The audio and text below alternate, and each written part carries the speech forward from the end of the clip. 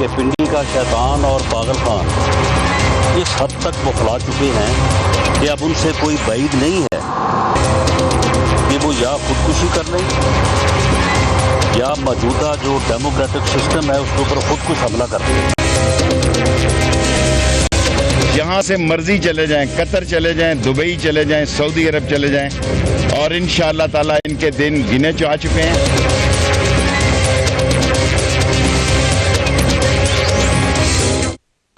Good evening and welcome to Tonight with Faria. A very happy new year to all of you. एक तरफ America अपनी गलती पर मातम करना तो दूसरी तरफ NRO की खबरें. Let's take a look at the headlines tonight.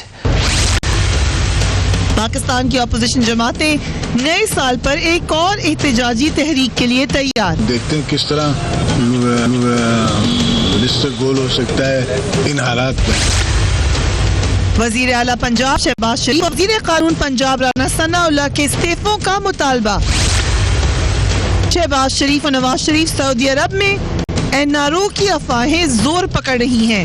ये तसुर दे कि अब नवाज शरीफ को कोई पूछता नहीं सऊदी अरब में, मैं उनका मंजूर नजर हूँ.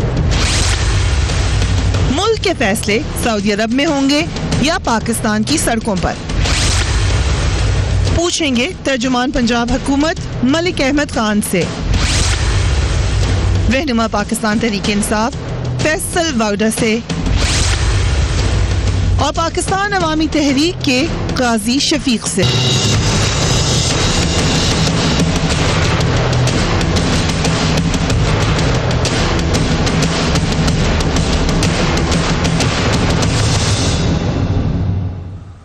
And very warm welcome to the show. नए साल के आगाज से ही पाकिस्तान की सियासत में खलबली मची हुई नजर आ रही है. पिछले साल जो हमने देखा कि सियासी मंजराना गर्म रहा, अब बिल्कुल बॉइलिंग पॉइंट पर अगर आप उसको देखें वो वहां पे नजर आ रहा है. ताने बाने यकीनन पनामा से जुड़ते हैं, मगर अब आगे जो नेक्स्ट इलेक्शन है और नेक्स्ट दहाई की सियासत है उसके भी जो तमाम सिरे हैं वो इस वक्त जो पाकिस्तान में हो रहा है उससे जुड़े हुए हैं. शहबाज शरीफ और नवाज शरीफ दो अहम लीडर पाकिस्तान के इस वक्त पाकिस्तान में मौजूद नहीं है. सऊदी अरब रवानगी उनकी जिस वक्त से हुई है उस वक्त से अफवाहों के जो बाजार है वो गर्म है.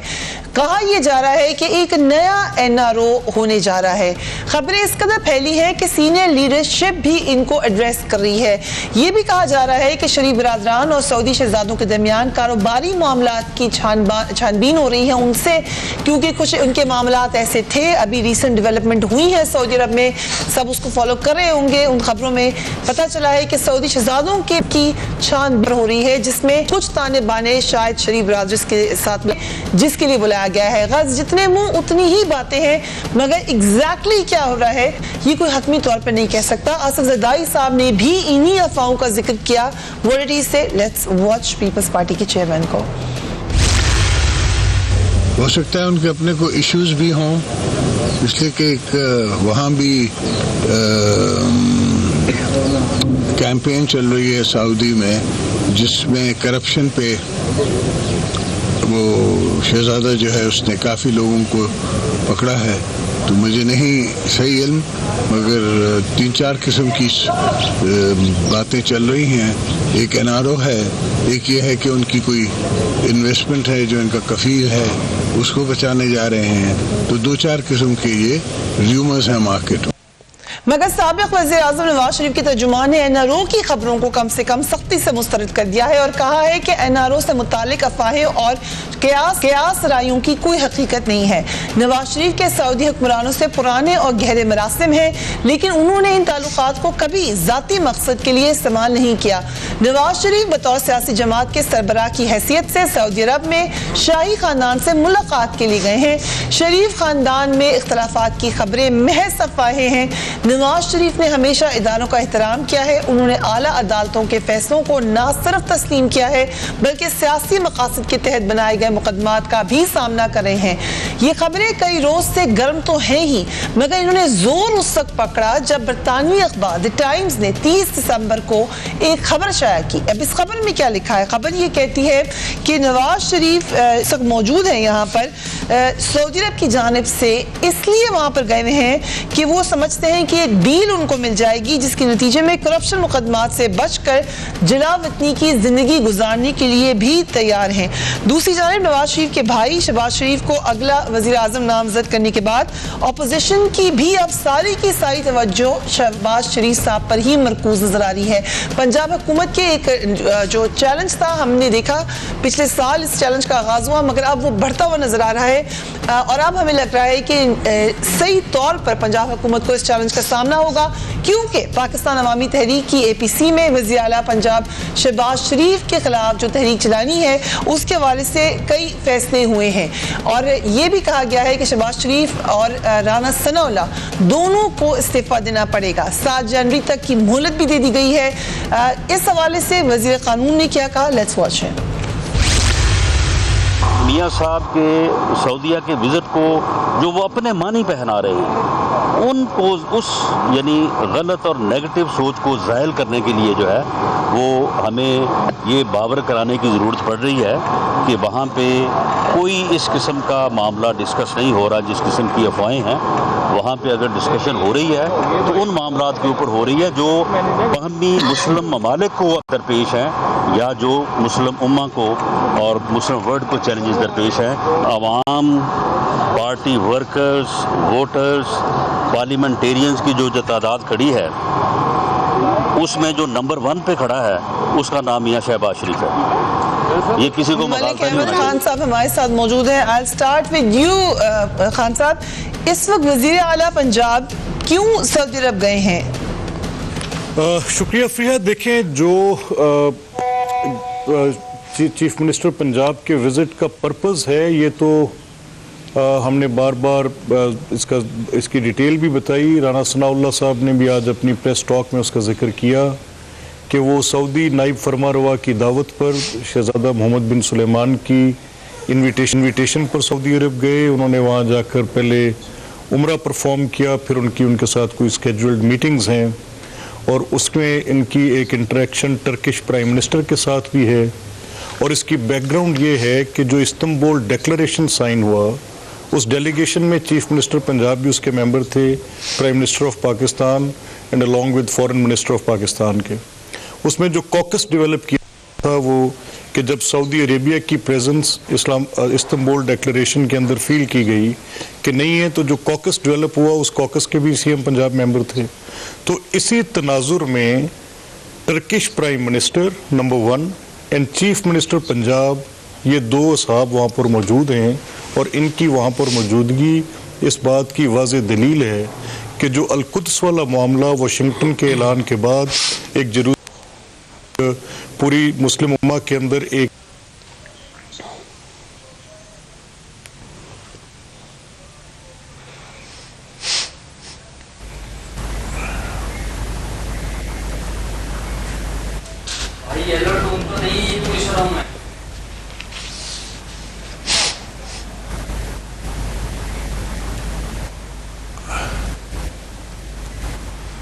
सरबराहान हैं। जैसे आज साबिक सदर आसिफ अली जरदारी साहब ने बात की तो उन्होंने तीनों रुख बताए कि ये भी हो सकता है, ये भी हो सकता है।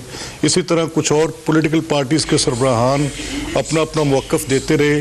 तो सबका ये ख्याल था कि NRO, अब हम इस NRO की बात को क्यों मुस्तरद करें? देखें कि जो भी मामलात चल रहे हैं ओके, इस पे आते हैं मलिक साहब, इस पे आते हैं। अभी मुस्तरद हम नहीं कर रहे, we will take your word. आप बता रहे हैं कि इस वजह से ये कमिटमेंट है, ये ऑफिशियल रीज़न है, गए हैं, मगर उसमें जो सवालात उठे हैं उसकी दो वजह हैं। इन वजूहात पे आ जाएं जिसकी वजह से लोग सवालात उठा रहे हैं। एक तो नवाज शरीफ साहब पहले गए, उसके बाद शहबाज शरीफ साहब गए, सो इसका आपस में कोई कनेक्शन है? शहबाज शरीफ साहब पहले गए, फिर नवाज शरीफ साहब चले गए, लेकिन इसका आपस में कोई कनेक्शन है? दूसरा ये कि जो खबर छपी है बैनुल अक़वामी जरीदे में उसकी क्या वजह है, और क्या आप उसको अगर डिनाई करते हैं तो कोई एक्शन लेंगे उस अखबार के खिलाफ? देखिए फ्रिया, आई एम ग्लैड कि आप इस टर्फ पर आई और आपने बड़े लॉजिकल दो सवालात उठाए। नंबर 1 के टाइम्स की खबर की हमने बड़ी पुरजोर तरदीद की है और हमने कहा कि ये एक मफरूज़े पर की गई खबर है जिस पर हमने टाइम्स के साथ अपना एहतजाज भी रिकॉर्ड करवाया है और उनको हमने ये भी कहा है कि ये खबर बेबुनियाद है और उसकी हमने अपनी तरदीद भी की है। उनका सोर्स भी उसके अंदर क्लियर नहीं था खबर के अंदर और हमने उसमें अपनी एक पोजीशन उसी अखबार के अंदर तरदीद के साथ शेयर करवाई। Number 1।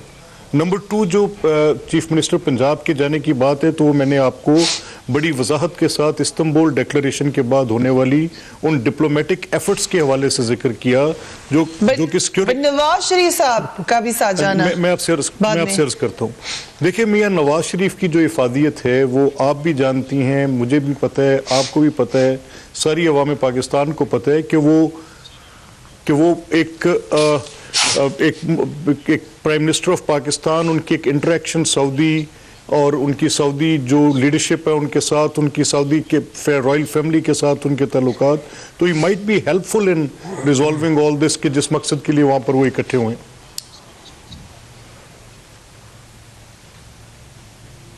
Right, so this is the official position जो हमें मलिक साहब ने बता दी है। आई कम टू यू फैसल वाडा साहब, क्योंकि सबसे ज्यादा पाकिस्तान तहरीक इंसाफ को इस हवाले से खदशात हैं। इमरान खान साहब बार बार इस हवाले से स्टेटमेंट दे रहे हैं। आपको किस बुनियाद पे लग रहा है कि कोई NRO होने जा रहा है, जबकि सऊदी गवर्नमेंट की तरफ से भी फिर उसके ऊपर स्टेटमेंट आया? बहुत शुक्रिया फरिया साहबा। देखिए फरिया साहबा, हर चीज जो है वो पसे मंजर जो चीजें गुजर चुकी होती हैं उसके तजुर्बे के ऊपर होती हैं। आपको याद होगा कि ऐसा ही एक NRO साइन करके मुल्क से लोग भाग गए थे सऊदी अरेबिया, और वो एग्रीमेंट को बहुत अरसे तक डिनाई करती रही नून लीग भी, नवाज शरीफ साहब भी, जबकि जब वो सऊदी हुकाम खुद आए पाकिस्तान और उन्होंने वो एग्रीमेंट दिखाया, तो हमने वो तजुर्बे देख चुके हैं हम कि किस तरह के आमिरियत को चीखने और गालियां देने वाले लोग आमिरियत से किस तरह सौदेबाजी करते हैं, उन्हीं की गोश्त से पनपते हैं, चाहे वो जनरल जिलानी हो या जनरल ज़िया हो। उसके बाद आप मुशर्रफ साहब के साथ NRO की डील करते हैं, डील करके एग्रीमेंट साइन करते हैं, एग्रीमेंट साइन करके आप रातों रात भाग जाते हैं और उसको डिनाई करते हैं, फिर कौम के आगे उसको मानते नहीं जब तक सऊदी काम ना आ जाए। और फिर आपने ये भी देखा है कि जितनी भी पास्ट प्रीवियस हिस्ट्री हम अगर उठा के देखें, तो अगर चौधरी इफ्तिखार की बहाली हो तब भी कियानी साहब को बीच में इंडल्ज किया गया, राहिल शरीफ साहब ये हो सकता है, ठीक है, ये हुआ माजी में, लेकिन इस वक्त आपको अगर लग रहा है कि NRO सऊदी गवर्नमेंट के थ्रू होगा, तो आप ये इंप्लाई करें हैं कि वो किसके साथ होगा? अदालतों के साथ होगा या पाकिस्तान की हुकूमत के साथ हो रहा है? किसके साथ हो सकता है? ये मेंबर्स कौन होंगे इसमें? साहिबा, सबसे पहले तो मैं आपको बड़ा क्लियर कर दूं कि कोई NRO हो ही नहीं सकता है पाकिस्तान के अंदर जब तक अल्लाह के बाद तहरीक इंसाफ और मीडिया और कौम आजाद खड़ी हुई है। अब वो 2 पार्टी सिस्टम खत्म हो चुका है जिसमें तुम्हारी बारी मेरी बारी, NRO एग्रीमेंट, इसको पकड़ा उसको छोड़ा, नए पे केसेस बनाए फिर छोड़ दिए, ये सब ड्रामेबाजी अब खत्म हो गई है। देखिए, we have to start from the beginning. जो बैकग्राउंड हमारे पास प्रीवियस बैगेज चलता हुआ आ रहा है, ये अदलिया को बार बार कह रहे, नून लीग ही जो बात कर रही है कंट्रोवर्सी की, वो एस्टेब्लिशमेंट की बात कर रही है, आर्मी की बात कर रही है, बोलते हुए घबराते, इनडायरेक्टली बात करते, और इस बार आर्मी इज नॉट इन्वॉल्वड। एक ब्रेक पे जाना पड़ा है, सॉरी मैं आपकी बात काट रही हूँ, माजरत चाहती हूँ, इधर ही आएंगे। आपने कहा NRO अब नहीं हो सकता, शफीक साहब भी हमारे साथ मौजूद हैं, इसी को लेके यहाँ से चलेंगे, क्योंकि ये सवाल बड़ा अहम है कि अगर इम्प्लीकेशन है कि NRO है, तो स्टेक होल्डर्स कौन नजर आ रहे हैं? क्योंकि PMLN की इस वक्त गवर्नमेंट है, जिस NRO का हम जिक्र करते हैं उससे पाकिस्तान में एक फौजी हुकूमत थी, हमारे जो 2 बड़े पॉलिटिकल लीडर्स थे वो एग्जाइल में पाकिस्तान से बाहर थे, वो सिनारियो अब नहीं है पाकिस्तान का। फैसल वाडा साहब बिल्कुल ठीक कह रहे हैं, इस वक्त एक बड़ा वाइब्रेंट मीडिया है, वाइब्रेंट पॉलिटिकल सेक्टर है, तो कैसे ये NRO हो सकता है? After break keep watching tonight with Fariya.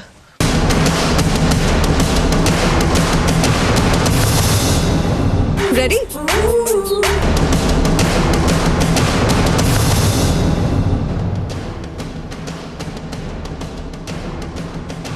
And welcome back. वक्फे पे जाने से पहले फैसल वाडा साहब भी कहते हैं NRO नहीं हो सकता आजकल के जमाने में। उसके बावजूद फैसल वाडा साहब, आपके लीडर इमरान खान साहब सबसे ज्यादा बार बार इस खदशे का इजहार कर रहे हैं कि एक NRO होने जा रहा है।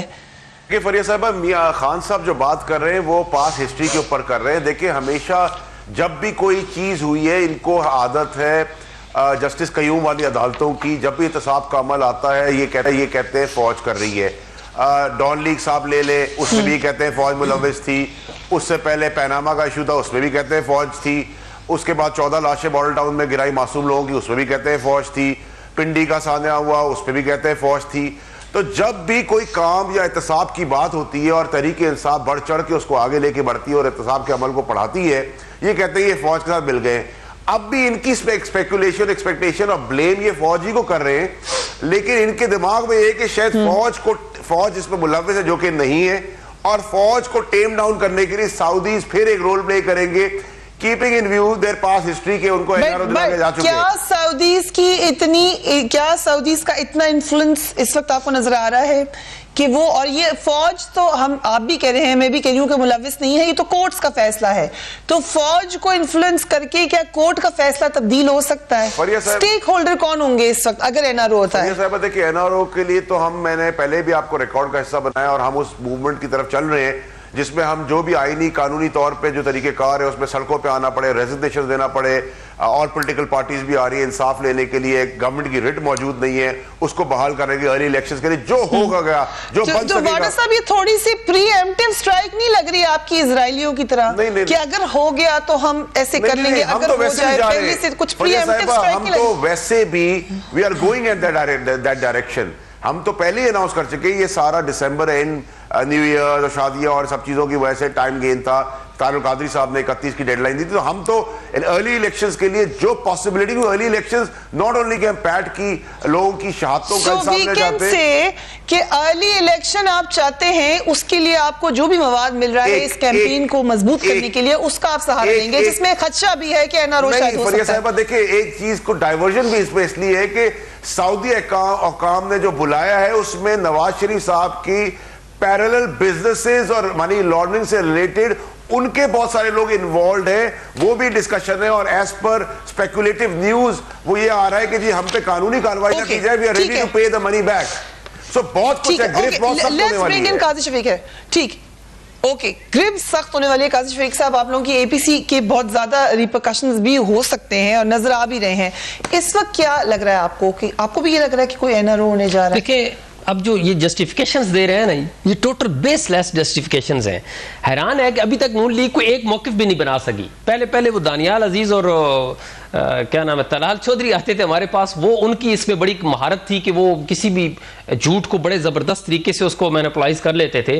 तो मैं हैरान हूँ, मलिक अहमद खान साहब क्या जस्टिफिकेशन दे रहे हैं कि इस्तांबुल डिक्लेरेशन हुआ फ़लस्तीन के हवाले से, उसका फॉलो अप और उसको मामलात को देखने के लिए शहबाज शरीफ साहब गए, और गए कहाँ पर है? सऊदीया में, इस्तांबुल नहीं गए।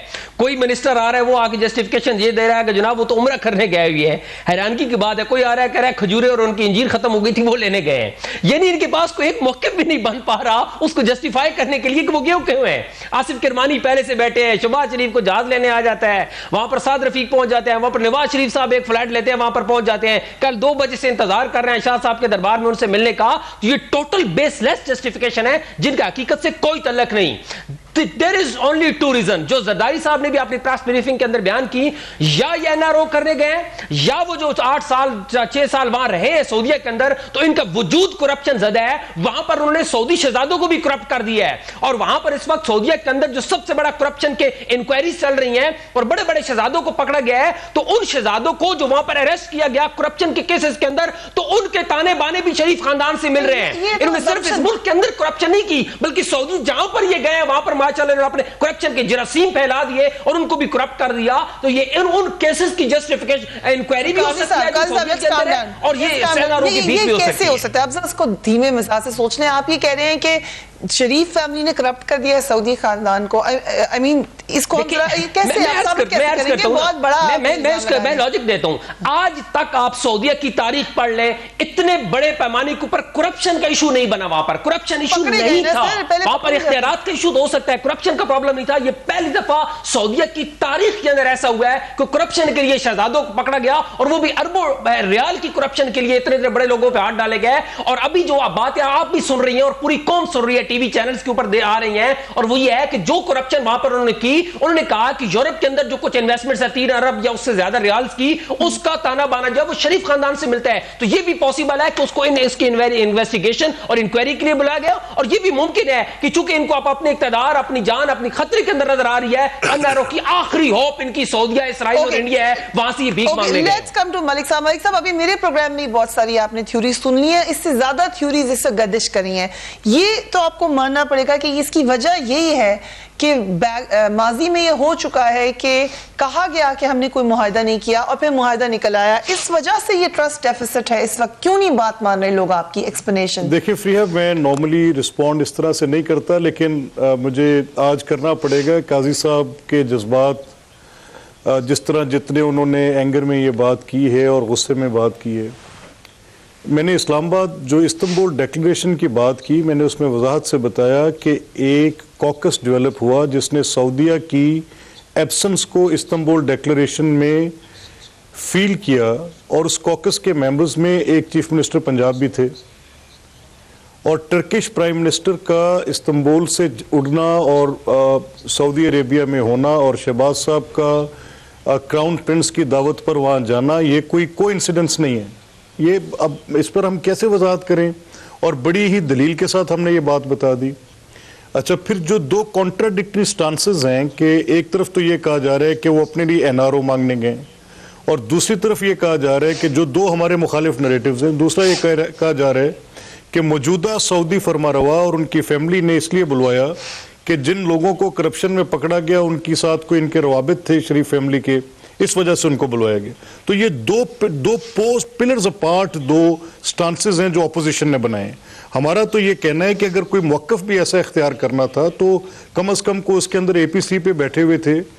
ये दुरुस्त है कि एपीसी में डॉक्टर ताहिरुल कादरी साहब का एक ग्रीवियंस है जिस पे उनको इंसाफ मिलना चाहिए। हम बार बार कहते हैं कि अपनी कोर्ट्स के अंदर रिजॉर्ट करें और उसमें जो भी इनके इम्पेडिमेंट्स हैं रास्ते में और जो लीगल फॉर्मेट्स हैं उसके ऊपर जाने की बात करें। उन वर्सा को उनको इंसाफ मिलना चाहिए, ये ज़रूरी है, और हमें इस पर काजी साहब की जमात के साथ हमदर्दी भी है। और लेकिन साथ ये हम जरूर कहेंगे कि जब ये इस तरह this is very interesting considering Punjab government का स्टांस, इसमें हमने ओवरऑल काफी मायूस कौन रही है आपकी देखिए, मुझे एक तो प्रॉब्लम ये है कि हमेशा करते भी लॉजिकल मेरी आवाज मुझे बहुत इको कर रही है, रिबाउंड कर रही है, शायद आपके स्टूडियोज में कोई इशू है। लेकिन देखिए, मैं तो अपनी बात बार बार इनकी जितनी भी लोगों के साथ मेरी एंगेजमेंट हुई, मैंने हर जगह पर यह कहा कि अगर तो ये सियासी मकासद से हटकर बात की जाए और जिसमें ये मौक़िफ़ इख्तियार किया जाए, और दो चीज़ें ये पैट के भी इंटरेस्ट में है कि डिसप्रोपोर्शनेट यूज़ ऑफ फोर्स जो है, और ये बात आपने राना सनाउल्लाह से की, ये बात आपने चीफ मिनिस्टर तक भी कही कि ये हमें लग रहा है कि इंसाफ नहीं मिल रहा है। अगर आप इजाज़त देंगे, it's a very sensitive issue. देखिए, मेरा कहना ये है कि देखिए, ये मॉडल टाउन का जो वाक़या हुआ उसमें लोगों की जानें गई, जिन लोगों की जानें गई उनके घर के अंदर भी लोग हैं, और ये एक ऐसा कॉज है जिस पर आप खड़े होकर बड़ी दलील दे के जस्टिफाई नहीं कर सकते। अब इसमें हमारा सिर्फ ये कहना है कि ये एक disproportionate use of force state की तरफ से, गवर्नमेंट ठीक है रिस्पॉन्सिबिलिटी बने, chief minister Punjab from day one एक पोजीशन दे रहे हैं कि इसमें फैक्ट्स के तौर पे इसको बिल्कुल क्लियर बात होनी चाहिए। अभी हमारा डॉक्टर साहब से, क्योंकि जो उनकी एंटी टेररिज्म कोर्ट के अंदर प्राइवेट कंप्लेंट है, उसमें उनका जो भी मौक़िफ़ है, जो भी उनके एविडेंसेस हैं, वही वाहिद फोरम है जहाँ पर डिटरमिन हो सकता है। ये सुप्रीम कोर्ट की तरफ से कायम किए गए किसी भी जुडिशल इंक्वायरी से ज़्यादा मुअस्सर है, ज़्यादा बाइख्तियार है। ये किसी भी हाई कोर्ट के वन मैन ट्रिब्यूनल से ज़्यादा मुअस्सर और ज़्यादा बाइख्तियार है। वहाँ पर गवाह इनके हैं, वहाँ पर जो नरेटिव है वो इनका है, वहाँ पर जो एविडेंस प्रोवाइड करनी है इन्होंने करनी है, इनकी हर बात की दलील वहाँ पर मानी जाएगी, ओपन ट्रायल कोर्ट होगा। कंसिडरिंग कि यहाँ पे स्टेट का एक इदारा जो है एक्यूज्ड है, तो स्टेट की बिल्कुल भी कोई रिस्पांसिबिलिटी नहीं है इसके अंदर। देखिए मेरी बात सुने, मैं सिर्फ मरने वालों की रिस्पांसिबिलिटी, नॉट एट ऑल। मैं ये आपकी बड़ी वैलिड बात है, और इसमें मैं बड़ी आपको मेरे पॉइंट ऑफ व्यू का पता है। अगर मैं ज़िंदगी में किसी चीज़ पर हाइपर हुआ हूँ तो मैं इन दो धरनों पर हुआ हूँ, और वो दो धरने जिसमें लाशें गिरी। और जब आप मोनोपोली ऑफ स्टेट कंट्रोल की बात करते हैं तो आपके पास मुमासलत है ड्रॉ करने के लिए, करके देख लें। हिंदुस्तान में राम रहीम के केस में जब लॉ एंड ऑर्डर सिचुएशन बनी, पीस एंड ट्रैंक्विलिटी को जब किया गया, तो स्टेट ने परवाह नहीं की। यहाँ मसला थोड़ा सा मुख्तलिफ है, इसलिए हम उसको बड़ी वजाहत के साथ कह नहीं सकते, क्योंकि यहाँ पर जो प्रोटेस्टर्स थे इस्टेब्लिश नहीं हो सका आज तक कि उनकी पोजीशन क्या है। जो रात 12 बजे से लेकर सुबह तक का मौक़िफ़ है उसको भी सामने आना चाहिए, देखना चाहिए कि क्या स्टेट ने वो नेकेड एग्रेशन की या प्रोटेस्टर्स भी वायलेंट थे। These two tests are still to be applied. ये बात तय करनी होगी। इसमें काजी साहब को हम ऑफर करते हैं, काजी साहब आकर बैठे उन लोगों हो चुकी है, ये तय होना बाकी नहीं है, ये तय हो चुकी है। 50 कैमरे थे वहां पर, लाइव दिखा रहे थे, हर चीज रिकॉर्डेड है सर। आप इसको वो गड़बड़ न करें इन दोनों चीजों को। सब देखें, आप मेरी बात सुनिए ना, एक सेकंड, मैं आपसे सिर्फ एक सेकंड लूंगा, आपका रिप्लाई कर दूं। आप बड़ा अच्छे तरीके से बात करते हैं। आप कह रहे हैं कि जनाब अदालतों के अंदर जाएं, आपका वहां पर क्लेम है। अर्ज यह है कि जब आप कानून को आजाद नहीं करेंगे, हमारा मुकदमा ही तो चीफ मिनिस्टर के खिलाफ है, हमारा मुकदमा ही तो लॉ मिनिस्टर के खिलाफ और पंजाब पुलिस के खिलाफ है। वो लोग जब स्टिल अपने ओहदों के ऊपर विराजमान रहेंगे, हमें एक कागज तक भी वहां से नहीं मिल सकेगा सरकारी इदारों से, तो आप कितने प्यारे अंदाज से ये कह रहे हैं कानून रास्ता ही नहीं देगा जब तक आपके पास वो ब्यूरोक्रेसी और एक सेकंड ठहरे, आप यहां पर बात को रोक लें। देखिए मैं आपको मलिक साहब जी, जब आप प्राइवेट कंप्लेंट को लेकर जो हमारा मौकफ है, मेरा मौकफ ये है, मेरे अब मौकफ को आप इनफरादी समझ लें, हुकूमती सतह पे ना समझें, और मैं आपको सलाह दे रहा हूं एक दोस्त की तरह। मुझे भी उन लवाहिकीन के साथ उतनी जितनी आपको है, ट्रस्ट में। मैं बिल्कुल कोई कैलस किलर नहीं हूं, मेरे अंदर भी एक दिल है, मेरी फैमिली है, मेरे भी हल्का अहबाब के लोग हैं, और वो जो बॉडीज वहां से उठी, वो एज अ पाकिस्तानी मेरा कंसर्न था कि वो विजुअल मैं देख रहा हूं कि मेरी पुलिस फोर्स के साथ वहां पर निहत्ते प्रोटेस्टर्स हैं जो एक तरफ से कोई पथराव कर रहे हैं, दूसरी तरफ से गोली चल रही है। क्या वो मुझे काबिल कबूल था भाईजान? नहीं था। इसी तरह से जब फैजाबाद पे हुआ तो मुझे वो काबिल कबूल था? नहीं था। मैं आपसे कह रहा हूं कि सिर्फ एक फोरम है, आप जो मर्जी मौकफ इख्तियार कर लें। डॉक्टर ताहिरुल कादरी एक आलिम फाजिल आदमी हैं, वो पढ़े लिखे आदमी हैं, उनकी पूरी दुनिया इस बात की मुतरिफ है कि उनकी इल्मो बलागत पर किसी को कोई एतराज़ नहीं है। वो बड़ी सराहत से अपनी बात बयान करते हैं। हम सिर्फ एक बात पूछ रहे हैं कि क्या कोई ट्रायल कोर्ट के अलावा ऐसा इदारा है जो इस चीज का तय्युन कर सके? सर, देयर इज नन, हमारे सामने तो नहीं। ठीक है, that's a question, he raised a question also कि स्टेट ही जब एक्यूज्ड है तो कैसे आप इंश्योर करेंगे कि मामला फ्री एंड फेयर है? और मलिक साहब का कहना यह है कि ट्रायल कोर्ट के अलावा और तरीका है क्या? After a break, keep watching tonight.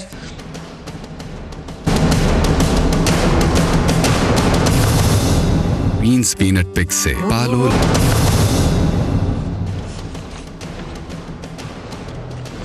And welcome back. Faisal Waris sahab, 2 रोज कबल जो एपीसी हुई उसमें पीटीआई का क्या हिकमत अमली होगी? आपने कहा हम सड़कों पर तो आएंगे ही, लेकिन फुल कंप्लीट हम देखेंगे अलायंस आपका काजी शफीक साहब की जमात के साथ, जिनके साथ पीपल्स पार्टी भी मौजूद है।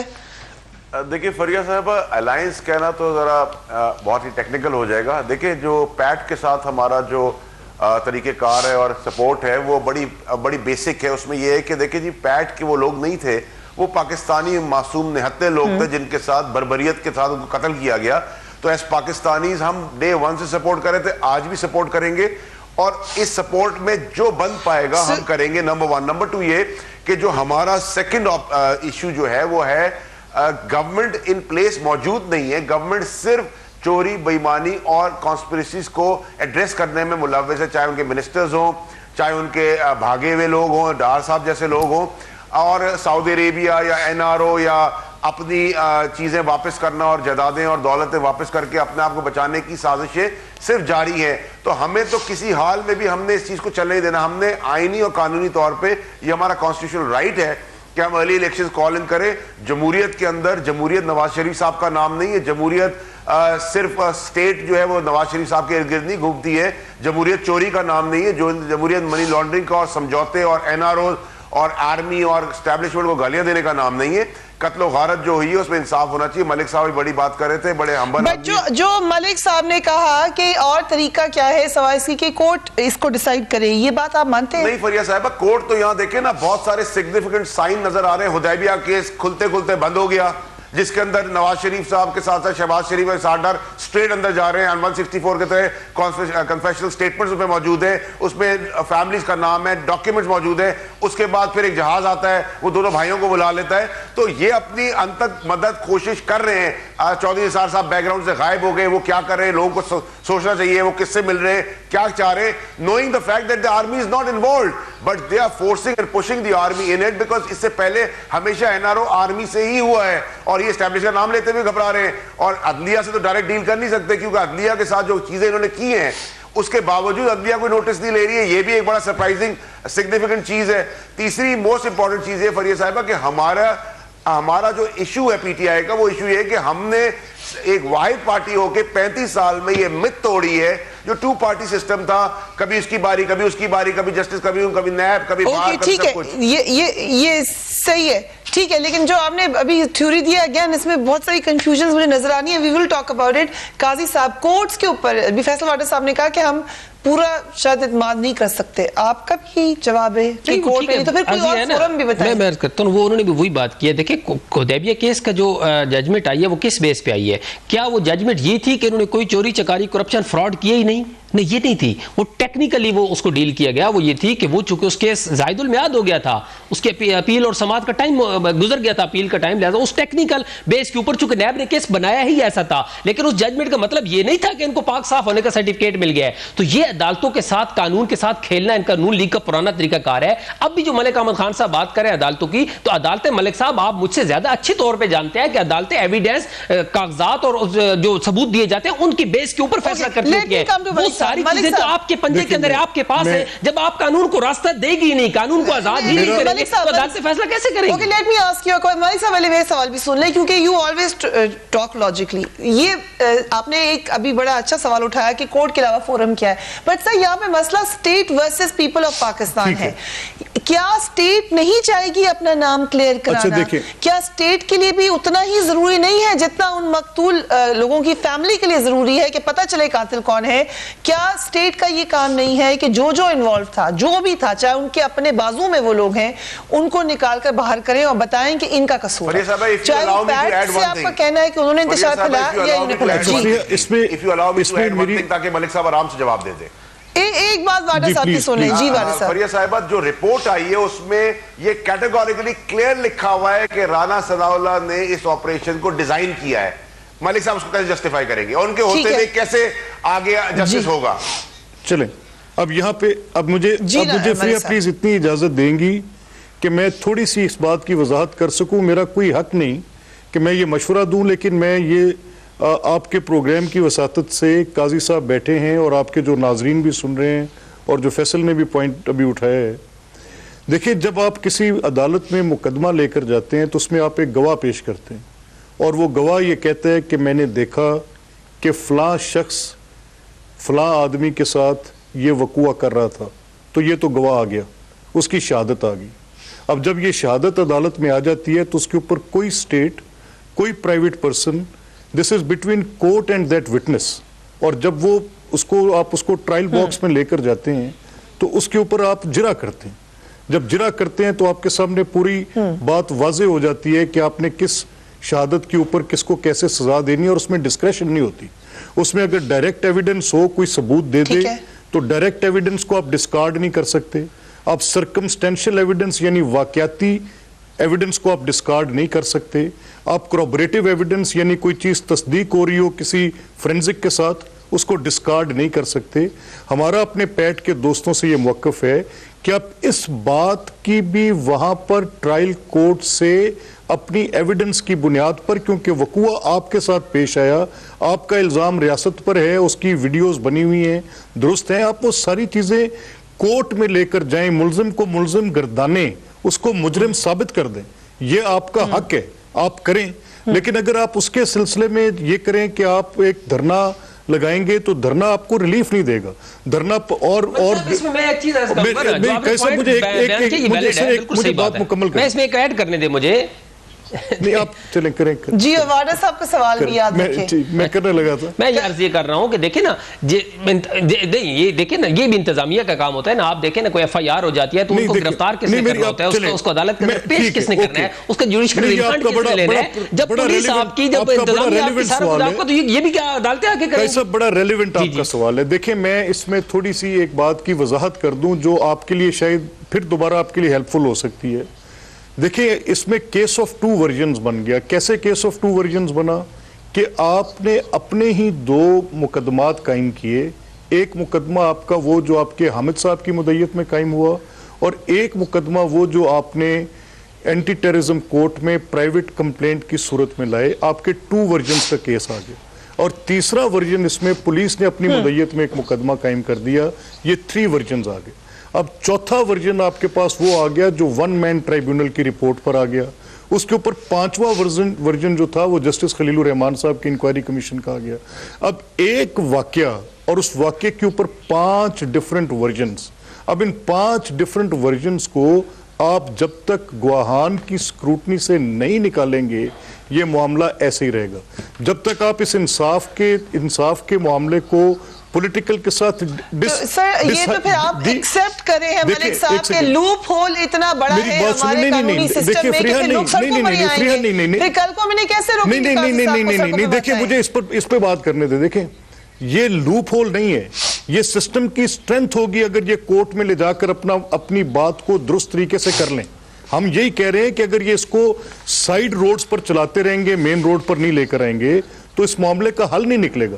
इसका कोर्ट ऑफ लॉ के अंदर इसका सलूशन है। काजी साहब, इसका हल कोर्ट ऑफ लॉ में। इसमें अर्ज यह है कि सुन लेना, जो वर्जन आया ना हमारी तरफ से, जो आपकी पुलिस की मुद्दत में FIR हुई, जो आपकी तरफ से वो एक वर्जन आया, उसके ऊपर तो हमारे लोगों की गिरफ्तारियां भी होगी, उन्होंने जमानतें भी कराई हुई है, वो अदालतों में पेश भी हो रहे हैं। लेकिन सवाल यह है कि जो वर्जन जवाद हामिद की तरफ साहब की तरफ से आया, FIR हुई, उसके ऊपर कितनी गिरफ्तारी हुई, कितनी जमानतें